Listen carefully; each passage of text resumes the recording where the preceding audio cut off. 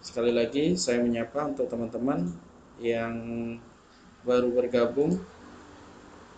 Silakan, kita punya soal pretest terlebih dahulu sebelum kita memasuki materi yang akan dibagikan pada hari ini. Dan temanya yang akan kita bahas hari ini adalah tentang Undang-Undang Dasar 1945.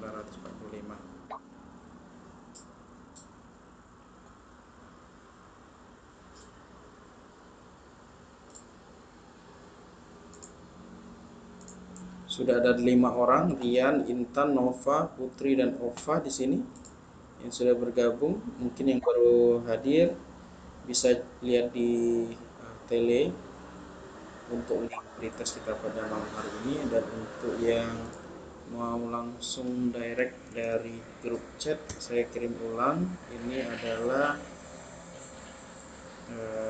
link untuk kita pretest pada malam hari ini. Jumlah soalnya adalah 10 soal dan mudah-mudahan bisa tepat waktu, yaitu pada pukul 19.45 kita sudah selesai pembahasan. Kita akan mulai dengan pembahasan dan juga nanti ada pemberian materi.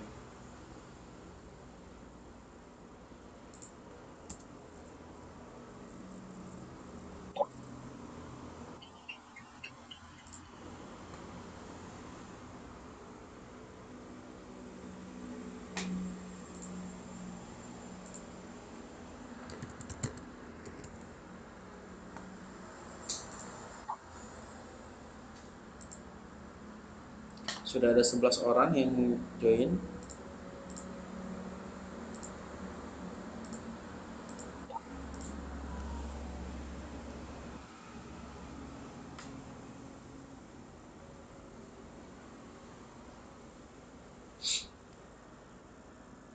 Apa kabar semua? Mungkin yang masih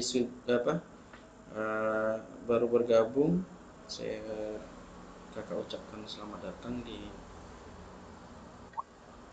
pertemuan kita yang keempat kalau di dalam jadwal. Namun untuk tatap muka baru 2 kali pertemuan. Kabar baik, alhamdulillah, dari Anissa.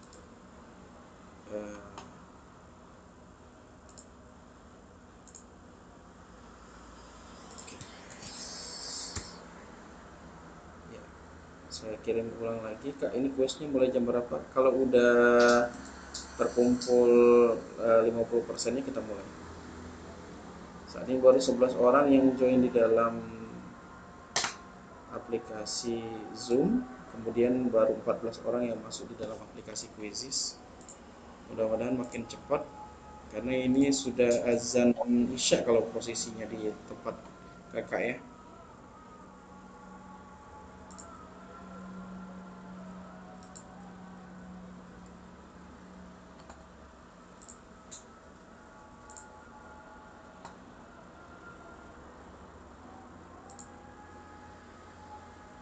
Sudah ada 15 orang. Yunia, Aida, Anissa, Dede, Putrianta, Hanifa, Rian, Sabar, Aida, Ayu, Rian, Intan, Zahri, Nova, Putri, dan Ova.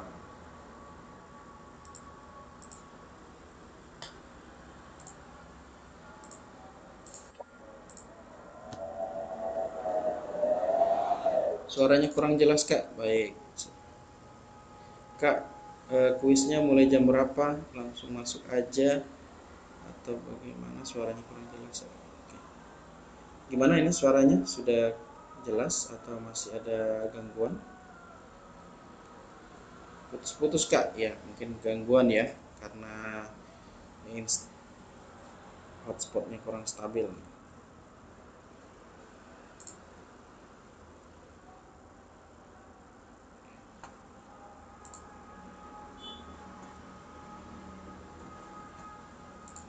Di sini jelas kok Kak. Oh, berarti dari Anissa ya, yang mungkin ada gangguan juga. Sudah ada 13 orang yang ada di dalam Zoom. Kemudian sudah ada 17 orang yang ada di dalam aplikasi Quizzes. Sepertinya kita masih harus menunggu sekitar 5 menit lagi mungkin ya. Di waktu Indonesia bagian Barat saat ini sudah menunjukkan pukul 19:34. Kalau 5 menit lagi mungkin kita bisa mulai, walaupun hanya kurang dari 50%, kita sudah akan mulai ya. Karena di sini di grup tele jumlah member kita ada 106, berarti yang bisa join kita anggap saja 50 ya. Saat ini baru 14, mungkin berkurang dari minggu-minggu kemarin. Mungkin ada kesibukan atau aktivitas yang lain sehingga tidak bisa join pada malam hari ini. Namun saya terus menyapa kepada teman-teman yang nanti mungkin akan menonton rekaman video kita atau recording kita pada malam hari ini. Semoga apa yang disampaikan bisa memberikan referensi baru atau bahkan juga informasi baru terkait materi di dalam kisi-kisi Permen Fund 23 tahun 2019. Kita masih terus update dengan kisi-kisi terbaru dan juga informasi seputar dibukanya tes CPNS tahun 2021. Mudah-mudahan teman-teman sahabat semua yang sudah bergabung di bimbel online bisa terus memantau, berkembang sabar ya, dan juga terus mengasah kemampuan diri agar siap walaupun nanti di masa pandemi mungkin tidak begitu bisa maksimal untuk tesnya nanti, tapi paling tidak kita sudah mempersiapkan segala sesuatunya terkait materi kisi-kisi tahun-tahun sebelumnya. Kak bisa share linknya di chat Zoom. Oke, saya share lagi. Ini materi pretest terlebih dahulu ya, kita akan share. Yang baru join kita tunggu kembali. Di sini masih ada 22, sudah 1/4 dari peserta yang mendaftar saat ini sudah join di dalam aplikasi quizesnya.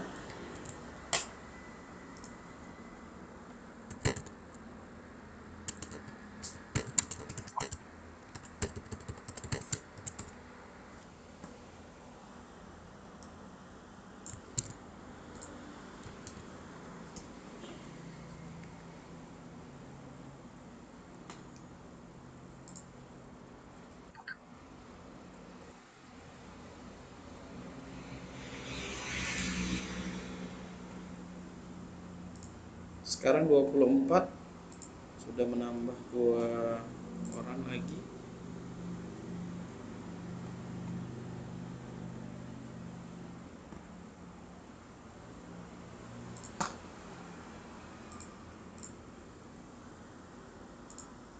Oke, yang Mas baru bergabung juga kita ucapkan selamat datang.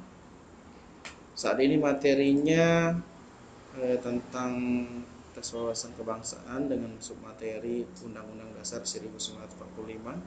Kak, kalau keluar masuk lagi gimana? Nggak apa-apa ya. Di aplikasi Quizizz maupun di Zoom-nya nggak apa-apa, keluar masuk ya. Nanti kalau sudah sekali masuk bisa langsung join.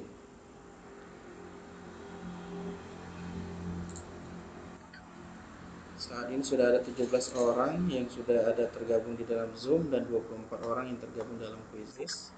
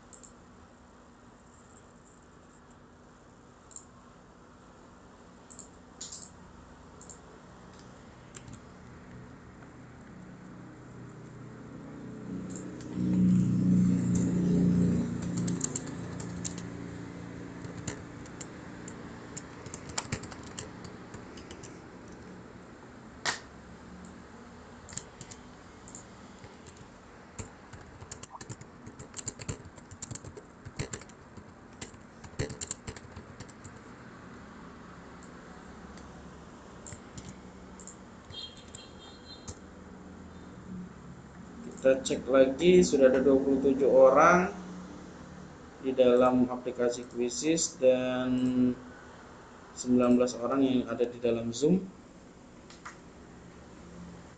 Baik, sudah lewat dari 5 menit yang dijanjikan, kita langsung saja mulai materi untuk pretest kita hari ini. Ada 10 soal, mudah-mudahan dalam waktu 15 menit sudah selesai dikerjakan. Kita mulai.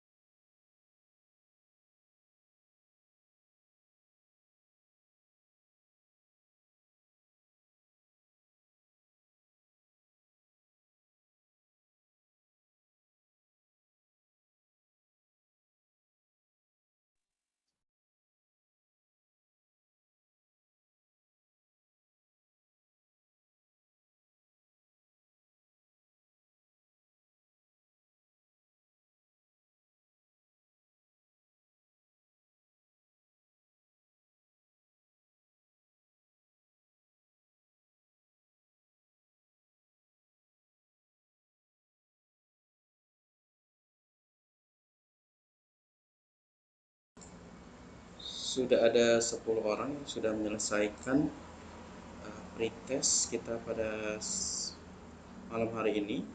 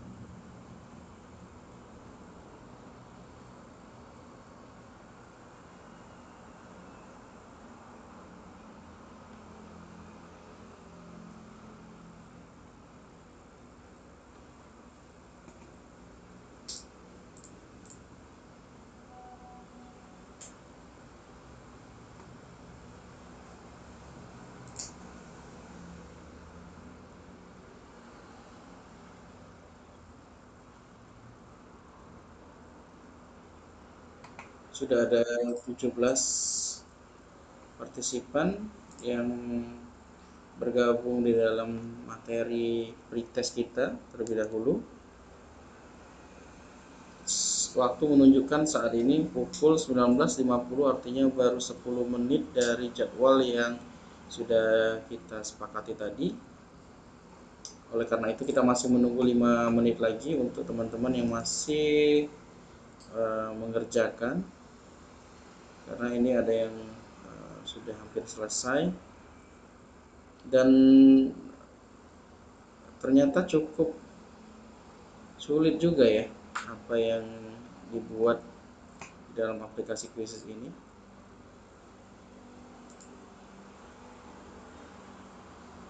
Mungkin sambil menunggu 5 menit kembali, apa yang membuat teman-teman kesulitan menjawab materi pretest terlebih dahulu? Nanti pada waktu kita pembahasan kita bisa kasih tahu caranya. Oke, buat yang baru bergabung, saya akan kirim kembali link untuk pretest kita pada malam hari ini.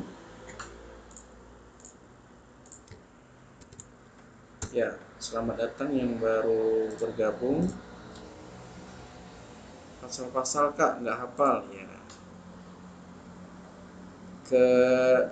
Kesulitan terbesar lah ya untuk menghafal pasal-pasal. Sampai sekarang pun walaupun kakak sudah lulus PNS, nggak hafal juga ya. Jadi bukan sesuatu yang mudah barangkali untuk menghafal semua pasal, kecuali memang kita punya kemampuan yang baik dalam segi menghafal.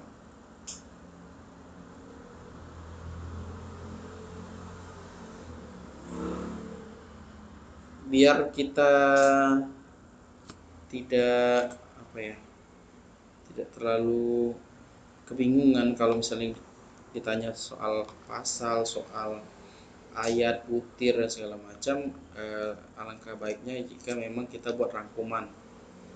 Nanti saya kasih beberapa contoh rangkuman yang dibuat oleh teman-teman CPNS sebelumnya.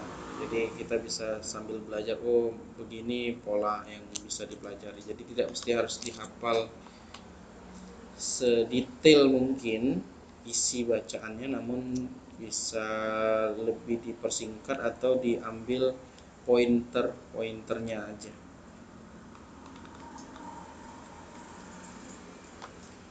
Ada di sini yang punya trik selain tadi dibuat rangkuman, dibuat tabel, dibuat mind mapping misalnya apa seperti itu. Ada lagi mungkin yang lebih dahsyat lagi untuk biar kita bisa menghafal pasal-pasal. Boleh di-share di komen kolom chat. Kita bisa sambil belajar. Jadi posisi kita di sini adalah sama. Jika ada hal-hal yang baru yang mungkin bisa kita adopsi atau kita bisa ikuti, kenapa tidak ya? Jadi kita bisa sambil memberikan ilmu baru bagi teman-teman sesama bimbel CPNS.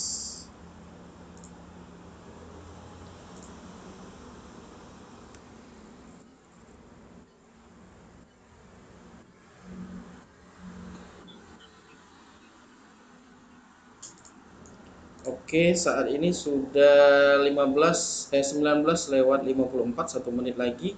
Ini sudah hampir banyak yang selesai. Oleh karena itu, saya coba untuk memulai saja materi kita pada hari ini. Kak, materinya di-share tidak ya, Kak? Ya kemarin. Hah? Masa belum di-share ya? Oke, nanti saya share ulang kalau memang belum ada. Saya dari kemarin susah sinyal, Kak, untuk dibuka. Mungkin saya share kembali untuk materi sebelumnya ya, tentang Pancasila dan juga materi hari ini tentang Undang-Undang Dasar 1945. Langsung saja kita masuk ke materi tanpa berlama-lama lagi.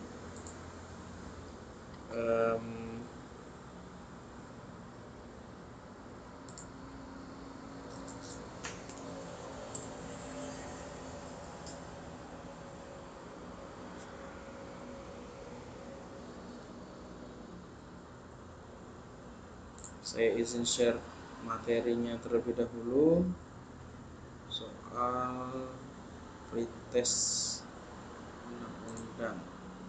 Oke.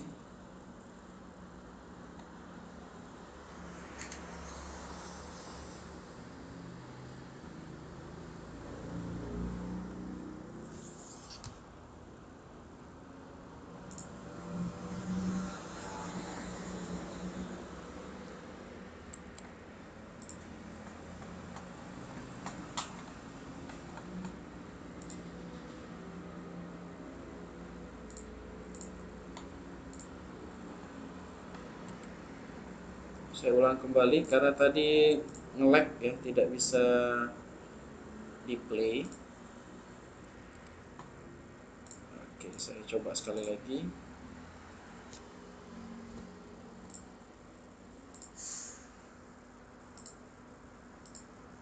Oke, mungkin ada yang bisa melihat materi kita pada hari ini. Share di kolom chat kalau memang sudah kelihatan. Atau jangan-jangan suara saya nggak ada lagi. Kelihatan Kak? Oke, good. Nah, terima kasih Sri Yunia. Kita lanjut materi ya. Kita hari ini belajar tentang Undang-Undang Dasar 1945 dan materi pretest kita ada 10 soal. Untuk soal pertama, tanggal 5 Juli 1959, Presiden Republik Indonesia Insinyur Soekarno mengeluarkan dekret presiden yang salah satu isinya adalah kembali menggunakan Undang-Undang Dasar Negara Republik Indonesia tahun 1945 sebagai undang-undang dasar yang berlaku di Indonesia. Dasar hukum yang dijadikan rujukan untuk mengeluarkan dekret presiden ini adalah A. Enriched debt, atau B. State non-rate, atau C. On-rate overhead debt, atau D. On-slag, atau E. Wetboek van Streefvrij. Nah, Ini adalah bahasa Belanda ya, yang artinya kalau yang A itu adalah perbuatan melawan hukum oleh perorangan atau badan hukum. Kalau yang B ini nggak bisa. Oke, oke. Untuk yang B, hukum dan tata negara secara darurat. Kemudian yang C, perbuatan melawan hukum oleh penguasa. Yang D, lepas dari segala tuntutan hukum. Yang E, kitab undang-undang hukum pidana atau KUHP. Jadi untuk yang soal nomor 1 itu jawabannya adalah B, yaitu Staatsnoodrecht atau hukum tata negara darurat. Ini kita juga harus tahu bahwa pada waktu tahun 1959 itu sempat diusulkan untuk tahun 1950 dulu diusulkan untuk membuat sebuah undang-undang dasar sementara. Namun ternyata tidak berhasil, sehingga pada tahun 1959 Undang-Undang Dasar 1945 kembali dipergunakan sebagai dasar negara Indonesia. Nomor 2, ini Arino adalah cendekiawati yang tidak cerdik-cerdik amat. Jadi ini pola ini sebenarnya tidak ada kalau di dalam tes pada waktu CPNS, baik itu yang 2018 2019. Namun ini kalau teman-teman mungkin ingat, ini adalah contoh dari iklan salah satu aplikasi online ya. Jadi mengikuti pola. Jadi sebenarnya mungkin para youtuber atau misalnya pegiat sosial media membuat semacam cerita yang isinya adalah berhubungan dengan materi TWK, yaitu tentang Undang-Undang Dasar 1945. Nah, di sini dikatakan bahwa Arino adalah cendekiawati yang tidak cerdik-cerdik amat. Pada pelaksanaan pemilu bulan lalu, ia tidak melakukan prinsip pemilu Luberjurdil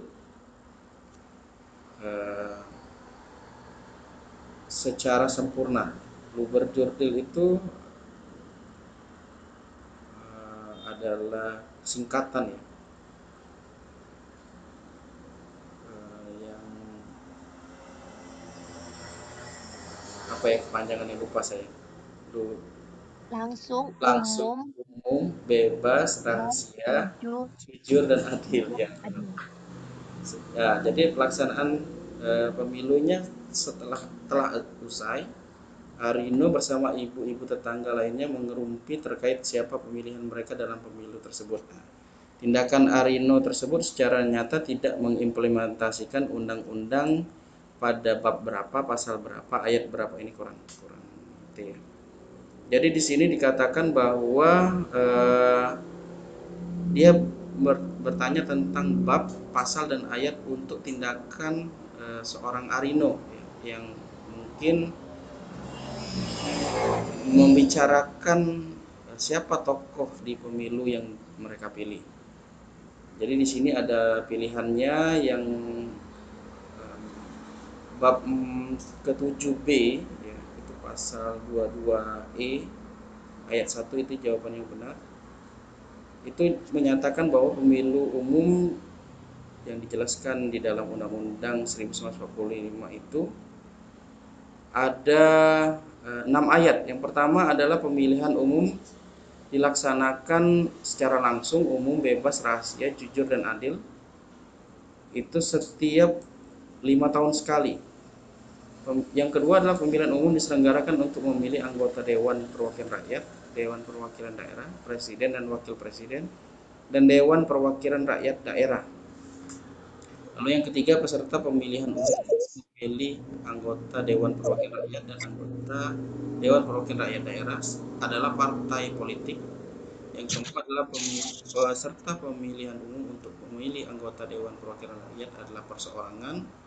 5. Pemilihan umum diselenggarakan oleh suatu komisi pemilihan umum yang bersifat nasional, tetap dan mandiri. Dan yang terakhir adalah ketentuan lebih lanjut tentang pemilihan umum diatur dalam undang-undang. Dari 6 ayat tadi, ya, ayat yang menjelaskan tentang luber jurdil adalah di ayat pertama atau ayat 1 Undang-Undang bab 7B pasal 22E. Nah, ini sahabat CPNS semua harus ingat. Kalau misalnya tidak ingat, bagaimana caranya? Ya jadi dibuat rangkuman. Nanti saya share untuk materi beberapa rangkuman teman-teman yang sudah cukup rapi lah ya, saya pikir untuk bisa diadopsi oleh teman-teman yang lain. Jadi memang tidak semua dari kita bisa menghafal pasal-pasal undang-undang. Namun jangan khawatir, karena seyogyanya setiap tes CPNS itu untuk undang-undang beruntung dan tidak beruntung. Alhamdulillah 2014 saya sebagai peserta tes waktu itu tidak menemukan satu soal pun berhubungan dengan undang-undang. Itu beruntungnya saya. Padahal di dalam kisi-kisi ada ya, bahwa undang-undang Pancasila, NKRI dan Bhinneka Tunggal Ika masuk dalam kisi-kisi. Namun kenyataannya karena sistemnya acak, jadi dari sekian 10.000 bank data itu kita tidak tahu dapat bank soal yang mana. Boleh kita menghafal, tapi jangan terlalu fokus ke undang-undang karena takutnya kita tidak fokus ke memikirkan yang lain, sehingga kan di dalam kisi-kisi Permenpan yang terbaru itu tidak hanya undang-undang yang menjadi materi di dalam tes CPNS. Oleh karena itu jangan terpaku atau jangan juga menjadi galau sehingga kurang fokus untuk menghafal materi-materi yang lain, dan juga menjadi down karena materi ini cukup sulit untuk dihafal ya. Usahakan teman-teman tetap realistis ya. Kalau memang pun ada ketemu dengan soal, tidak sampai 5 soal. Artinya gagal di undang-undang belum tentu gagal di kisi-kisi yang lain.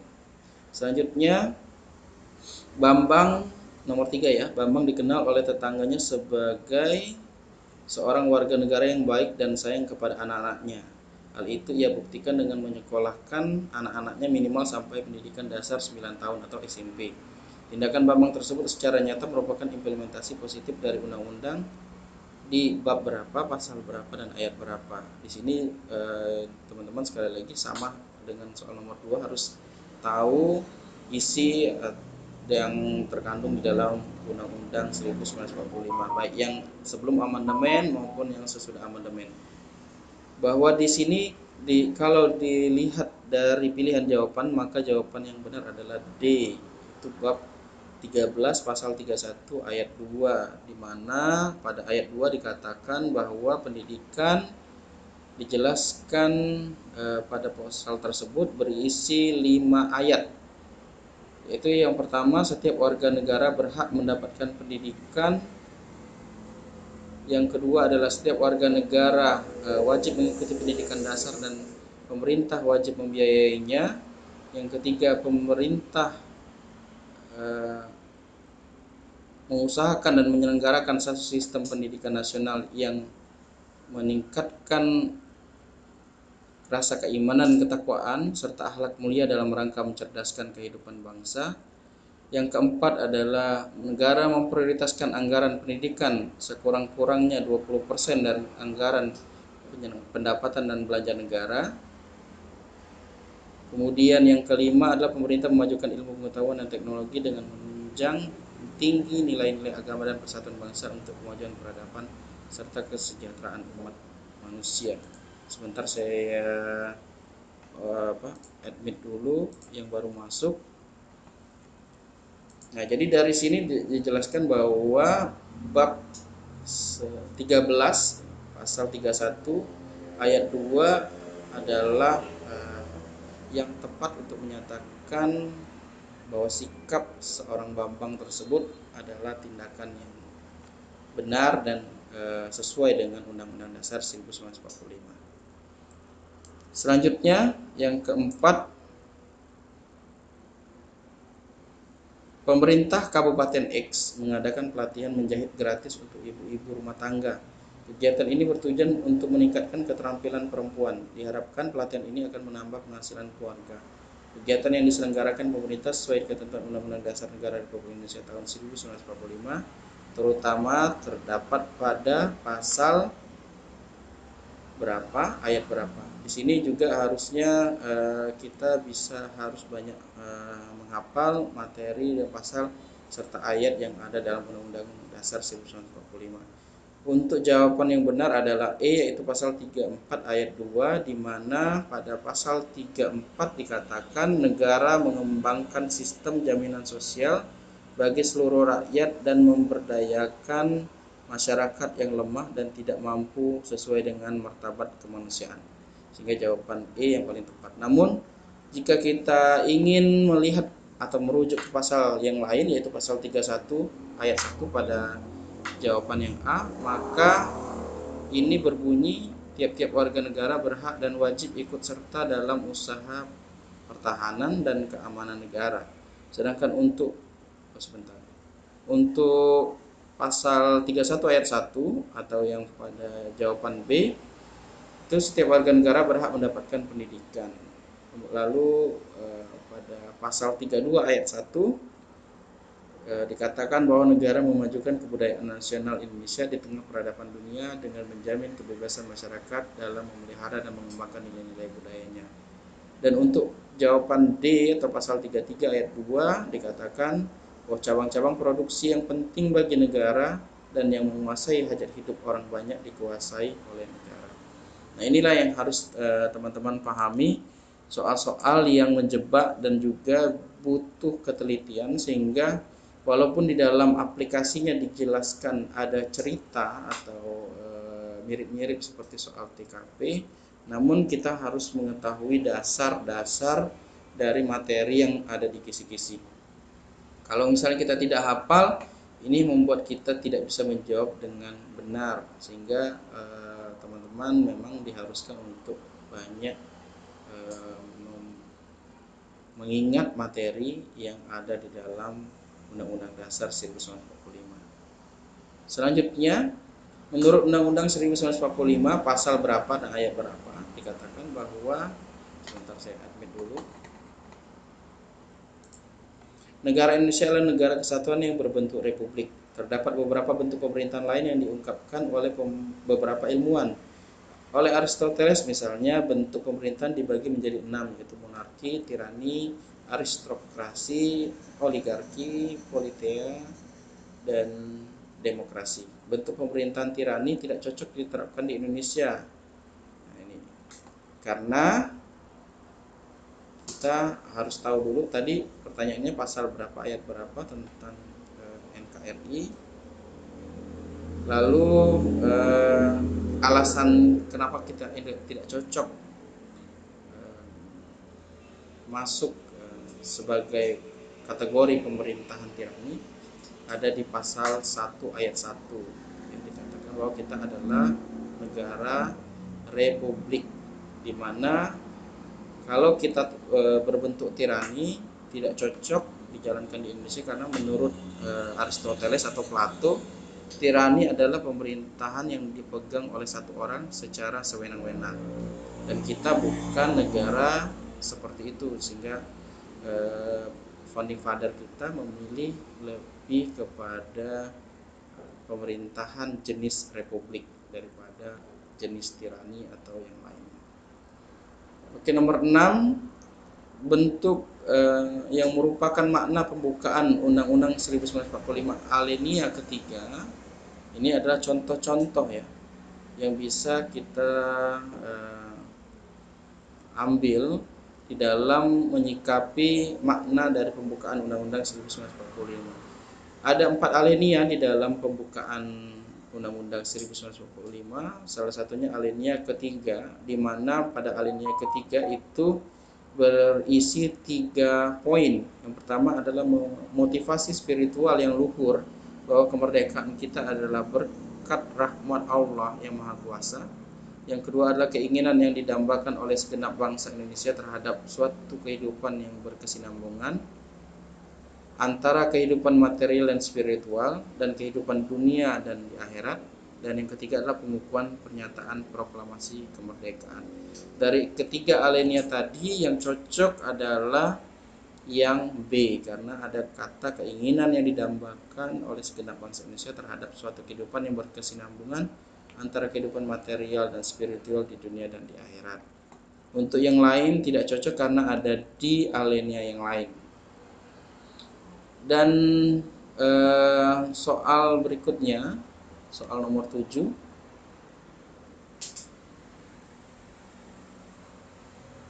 Sebentar, ini nge-lag.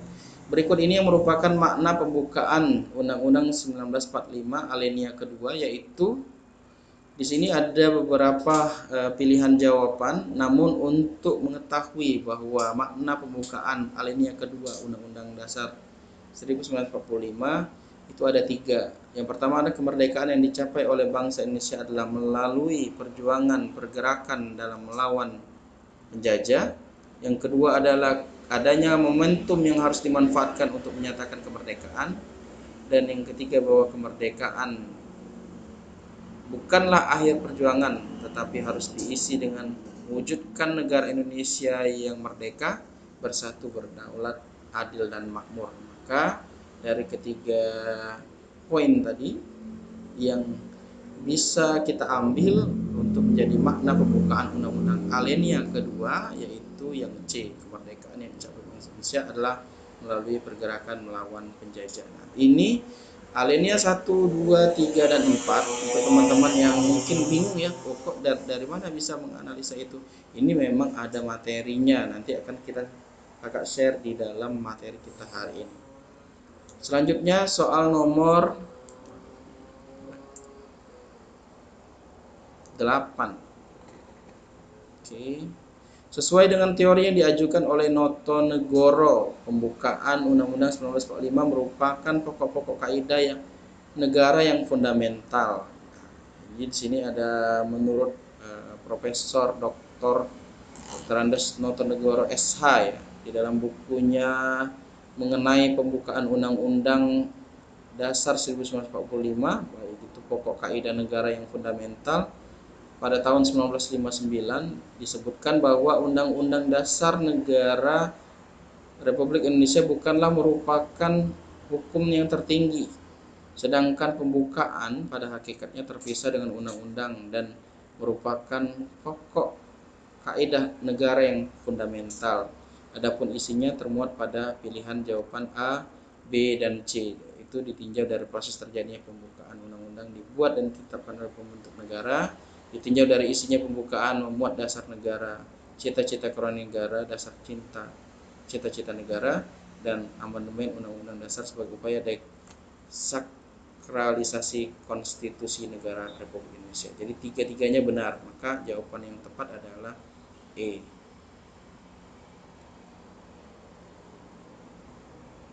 Selanjutnya nomor 9.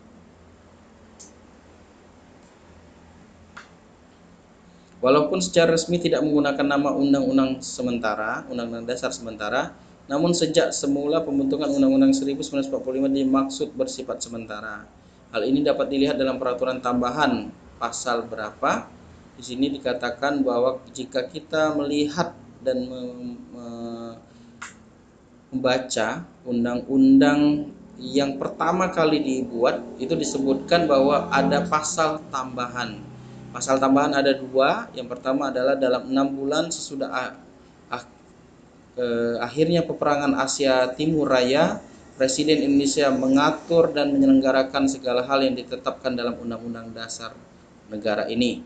Yang kedua adalah dalam 6 bulan sesudahnya Majelis Permusyawaratan Rakyat atau MPR dibentuk. Majelis ini bersidang untuk menetapkan Undang-Undang Dasar. Jadi dikatakan di situ bahwa undang-undang itu tidak bisa mutlak, harus masih terbesit kata sementara, namun tidak tertulis, hanya tersirat, tidak tersurat. Oleh karena itu pasal yang menjelaskan tersebut ada di pasal kedua, yaitu dalam 6 bulan sesudah Majelis Permusyawaratan Rakyat, majelis ini bersidang untuk menetapkan Undang-Undang Dasar. Jadi belum tentu undang-undang itu resmi dipakai karena butuh proses dan butuh perjuangan yang panjang. Sehingga tahun 1950 pun undang-undang dasar sementara yang dirumuskan menjadi tidak jadi mentah kembali, ya, tidak berhasil dijadikan undang-undang dasar karena banyak hal yang belum pas, ya. Dan juga pada waktu itu MPR belum atau konstituantenya, ya, belum terbentuk. Sudah terbentuk tapi tidak sesuai dengan fungsinya.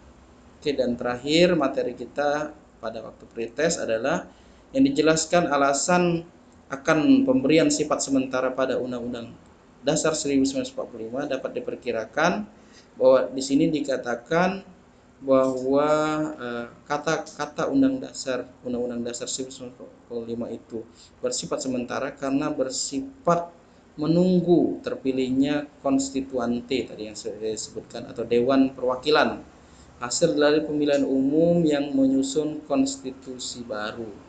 Pemilihan umum pada tahun 1955 telah berhasil memilih konstituante secara demokratis. Namun konstituante itu tersebut gagal membentuk konstitusi baru hingga berlarut-larut. Dan akhirnya pada tanggal 5 Juli 1959 Presiden Soekarno mengeluarkan dekret presiden yang isinya antara lain mengembalikan atau berlakunya Undang-Undang Dasar 1945. Oleh karena itu dapat dikategorikan bahwa pembentukan Undang-Undang Dasar 1945 sendiri masih belum merupakan badan yang tepat untuk menentukan Undang-Undang Dasar 1945 yang baru. Jadi itu yang mungkin bisa saya kakak share di dalam pretest hari ini. Mungkin masih banyak sekali pertanyaan dari teman-teman sahabat CPNS semua. Dan saya lihat di sini sudah ada 26 partisipan dan saya kembali lagi melihat di dalam aplikasi Quizizz sudah ada 29 yang menyelesaikan tugas atau menyelesaikan pretestnya.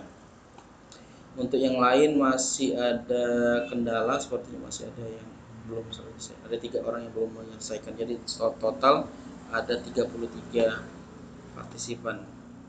Selanjutnya maaf Kak, jadi nomor 10 yang benar yang mana? Yang nomor 10 yang benar adalah A. Pembentuk Undang-Undang 1945 sendiri masih belum merupakan badan representatif untuk menetapkan undang-undang. Jadi pembentuk undang-undang tadi yang saya sebut konstituante atau Dewan Perwakilan, dia tidak bisa menjadi badan yang pas, tidak bisa menjadi badan yang tepat untuk menetapkan undang-undang, ya. Jadi jawabannya A. Alasannya seperti itu. Makanya Undang-Undang Dasar pada waktu itu masih bersifat sementara. Terima kasih Yunia atas pertanyaannya.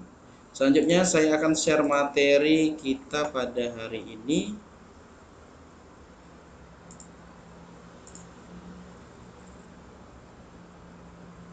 Ini adalah materi kita.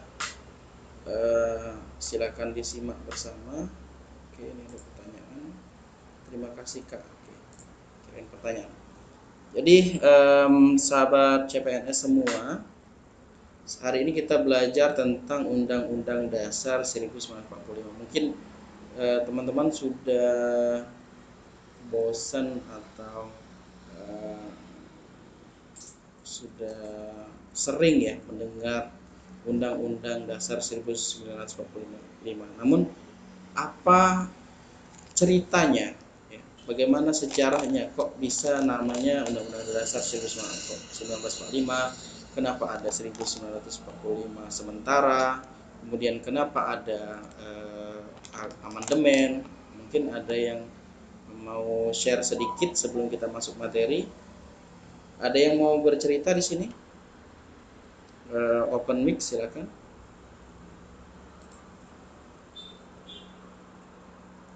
atau belum tahu sejarahnya seperti apa?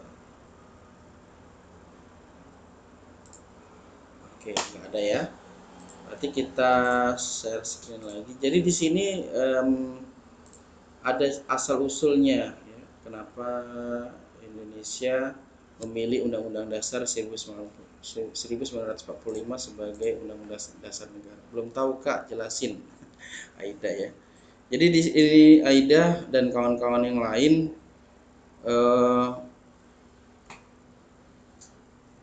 ini adalah sejarah yang menjadi sejarah terbentuknya Undang-Undang Dasar 1945.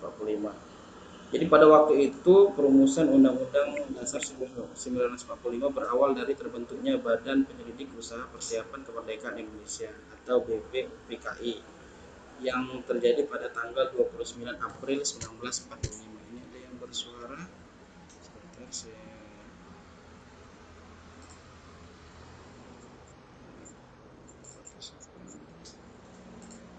mute dulu. Oke. Nah, pada waktu itu ya, Soekarno menyampaikan gagasan dasar pembentukan negara yang disebut dengan Pancasila pada waktu itu ya. Kemudian gagasan tersebut disampaikan kepada Komite BPUPKI pada sidang pertama yaitu tanggal 28 Mei 1945. Setelah BPUPKI berhasil merumuskan rancangan dasar negara, selanjutnya BPUPKI merumuskan rancangan undang-undang pada tanggal 10 sampai 16 Juli 1945. Maka dibentuklah ya, panitia 9 tadi, perumus dan perancang undang-undang dalam sebuah sidang pada tanggal 22 Juni 1945. Kemudian jumlah anggota ya pada waktu itu ya. Panitia perancang undang-undang itu diketuai oleh Insinyur Soekarno dan jumlah anggotanya ada 38 orang yang berasal dari BPUPKI. Panitia 9 tersebut merumuskan pembukaan yang disebut dalam Piagam Jakarta yang kemudian direncanakan sebagai pembukaan Undang-Undang Dasar 1945. Sempat mengalami perdebatan, akhirnya secara resmi menjadi pembukaan Undang-Undang Dasar 1945. Jadi sebelum undang-undang ini dibuatlah sebuah pembukaan. Nah, pembukaan ini menurut Notonegoro menjadi poin paling penting di undang-undang. Jadi undang-undang boleh berganti, boleh berubah, boleh diamandemen, boleh direvisi, tapi pembukaan undang-undang tidak boleh direvisi karena ini adalah sakral, desakralisasi katanya. Sehingga bagaimana kita membentuk negara Indonesia ini itu adanya di dalam pembukaan undang-undang. Oleh karena itu MPR, DPR, Presiden, siapapun itu tidak boleh merubah pembukaan undang-undang. Yang boleh dirubah adalah Undang-Undang Dasar 1945 saja. Kenapa? Mungkin pada waktu itu belum sesuai dengan konteks pada saat ini atau belum mengakomodir beberapa isu-isu yang ada pada saat ini yang terbaru, misalnya tentang HAM, tentang terorisme, tentang komunisme dan segala macam, sehingga terbentuklah amandemen. Namun pembukaan undang-undang tidak bisa diamandemen, itu ya, itu poin pentingnya. Pada kesempatan tersebut juga dibentuk panitia kecil perancang kecil yang diberi tugas untuk merumuskan rancangan undang-undang dengan segala pasal-pasalnya. Panitia kecil tersebut diketuai oleh Dr. Supomo. Nah, inilah nanti ada cikal bakal kenapa Dr. Supomo nanti banyak berperan dalam pembentukan Pancasila dan juga undang-undang. Kemudian pada tanggal 11 Juli 1945, panitia perancang undang-undang secara bulat menerima Piagam Jakarta sebagai pembukaan Undang-Undang Dasar 1945. Pada 14 Juli ya, di sini BPUPKI melanjutkan sidang pertama untuk menerima laporan dari panitia perancang undang-undang tersebut. Dan PKI selanjutnya merumuskan rancangan undang-undang pada tanggal 10 hingga 16 Juli 1945. Nah, itu sejarah terbentuknya Undang-Undang Dasar 1945. Namun ini sekali lagi belum mutlak, belum final, belum sah, masih bersifat sementara karena harus disidangkan, harus ditetapkan oleh konstituante atau Dewan Perwakilan. Nah, sekarang kita lanjut ke Undang-Undang Dasar yang ada di Indonesia. Apa-apa saja sih konstitusi yang pernah berlaku di Indonesia? Yang pertama adalah Undang-Undang Dasar 1945 atau Undang-Undang UUD 1945. Ini berlaku pada tanggal 18 Agustus 1945 hingga 27 Desember 1949. Undang-Undang 1945 ditetapkan dan disahkan oleh PPKI pada 18 Agustus 1945. Lanjut, setelah itu karena PPKI juga bukan bagian dari konstituante, maka dibuatlah rumusan yang lebih baik, yaitu Konstitusi Republik Indonesia Serikat atau RIS tahun 1949. Nah, kenapa ini terjadi? Karena pada waktu itu Indonesia dipecah oleh Belanda dan sekutu untuk menjadi negara Indonesia Serikat, negara Republik Indonesia Serikat. Maka konstitusinya konstitusi RIS, di mana ia berlaku pada tanggal 27 Desember 1949 hingga 17 Agustus 1950.